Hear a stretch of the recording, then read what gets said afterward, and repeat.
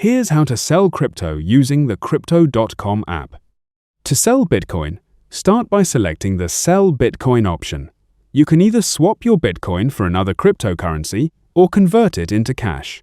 If you want to receive US dollars, select Cash. You can also switch between selling based on the amount of Bitcoin you want to sell or the dollar value you want to receive. For example, if you sell all of the Bitcoin in the account, the app may show the estimated amount you'll receive in dollars. Once you've entered the amount, click Sell at the bottom.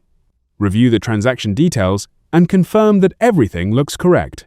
In this example, there is no selling fee, although the value received can change because cryptocurrency prices fluctuate. Click Confirm to complete the sale. You may then be asked to enter your passcode for security verification. Once the transaction is complete, your Bitcoin will be sold and the proceeds will appear in your fiat wallet. If a small amount of Bitcoin remains, it may be because the entire balance wasn't eligible to be sold.